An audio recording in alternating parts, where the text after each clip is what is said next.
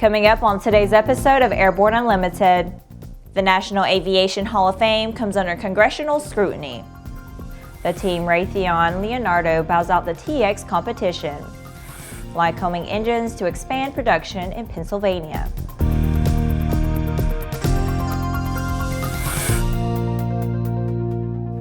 Hello, I'm Laura Hudson. It's January 31st, and this is Airborne Unlimited.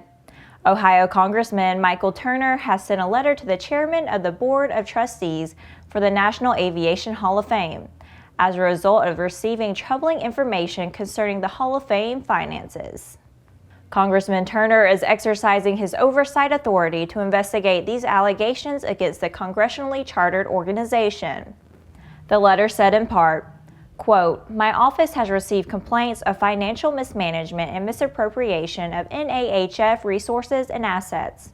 These issues appear to threaten the very viability of the NAHF to meet the basic purposes of the NAHF Congressional Charter and to sustain its Ohio not-for-profit status.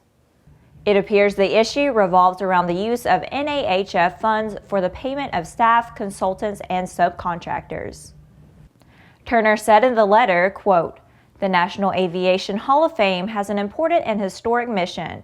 I look forward to making sure that this resource is available for generations to come so they can learn of the remarkable stories of the enshrinees and their dedication to aviation.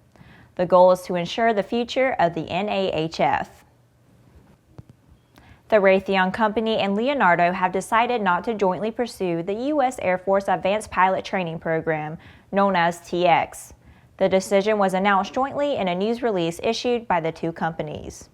The TX program is intended to produce a high-performance jet trainer that will replace the U.S. Air Force T-38 Talon trainer, which entered production in 1961.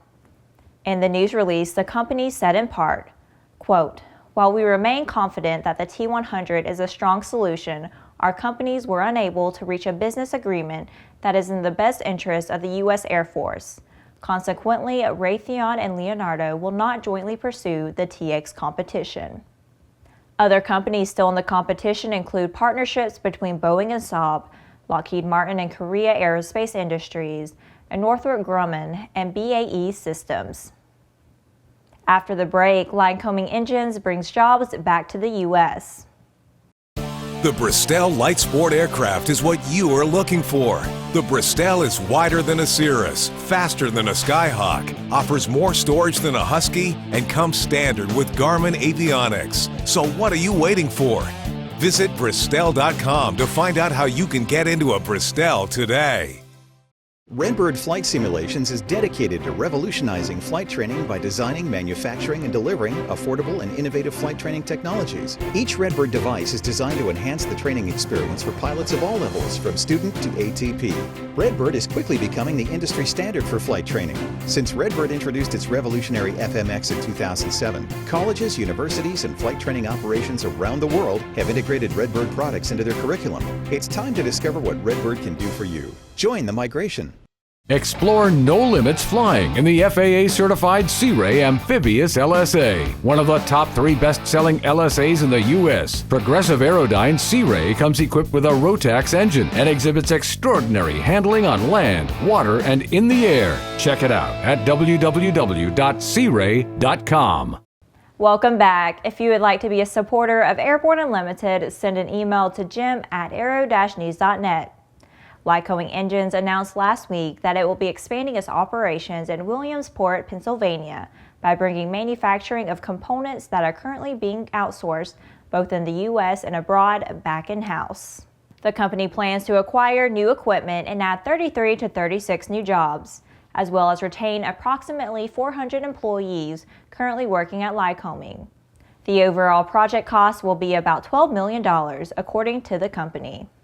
The website penlive.com reports that Lycoming spokeswoman Katie Bell said in a meeting with Lycoming County Industrial Development Authority that it's the company's position they can better control quality by bringing manufacturing in-house, and the project will help make both Pennsylvania and the U.S. more competitive in the aviation industry. The Development Authority is working towards obtaining a $5 million grant from the state to help with financing. According to the report, the purchase of $9.5 million in equipment and hiring has already begun. Every Tuesday, we're going to look ahead at some of the more interesting events in the aviation universe. Here's this week's Aero-Calendar.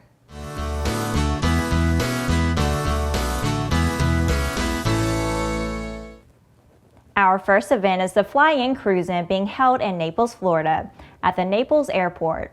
It all takes place on February 4th, and what could be better than the pancakes, fast cars, fast bikes, and even faster planes?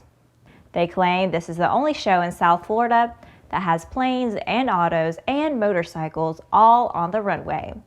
It's like 4 shows in one. All proceeds go to benefit the Lorenzo Walker Technical College. Now we head for the Burke Lakefront Airport in Cleveland, Ohio to visit the International Women's Air and Space Museum. On February 10th, they're holding an event they call Dinner with a Slice of History, the story of the first African-American female pilot. Come experience the life of Bessie Coleman, the first African-American woman to obtain a pilot's license, as told by her great-niece, Gigi Coleman, in honor of Black History Month. Gigi's reenactment will challenge the minds of the young and old and encourage individuals to achieve their dreams. Check the museum website for details. The AMA Expo held in California in January is now being duplicated on the East Coast, with what the Academy of Model Aeronautics calls the AMA Expo East. It all takes place starting on February 24th and runs through February 26th at the Meadowlands Exposition Center in Secaucus, New Jersey. It touches every aspect of model aviation, from rocketry to RC airplanes to drones. The AMA is all about model aircraft fun, and they toss in a good dose of education and the promotion of STEM activities as well. After these messages, California Power Systems holds spring break Rotax engine maintenance classes. There's a difference between charting a steady course and pushing for the ceiling. And for nearly a century, Hartzell Propeller has been defining that difference. It's in our passion for engineering and research and our dedication to testing the limits of performance. We are built on honor. We are Hartzell Propeller. The dream is real, a truly affordable personal jet aircraft. The Subsonics Personal Jet Kit is priced at only $42,000. Kit plus engine is still under $100K. Add instruments, upholstery, and paint and you're flying. It's time to put your money where your bucket list is. Learn more at sonicsaircraft.com. Welcome back. With so much news coming out of the aviation industry, we're summarizing some other interesting stories in a brief segment we call Around the Patch.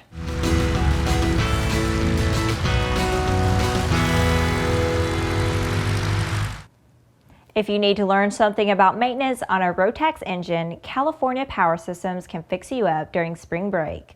They have 5 classes scheduled during the month of March for 2-stroke and various 4-stroke engines. Transport Canada has approved the installation of ADS-B out equipment on Bombardier Challenger 604, 605, and 300 models by avionics installer Flying Colors. This new approval complements its existing FAA certification, which was awarded just over a year ago. StandardAero recently completed a Falcon 900EX Dassault Falcon Jet Full Elite 2 avionics retrofit at the company's Springfield, Illinois facility. The Dassault Elite 2 program includes upgrades to existing Honeywell Primus 2000 avionics flight deck, along with enhancements to address future worldwide mandates. Factory acceptance testing of the flight operations system for the James Webb Space Telescope has been completed by Raytheon. Over 800 requirements were successfully verified on the telescope ground control system, which is a milestone towards its planned 2018 launch. Nearly 100 business aviation security professionals attended the first ever NBAA Security Conference.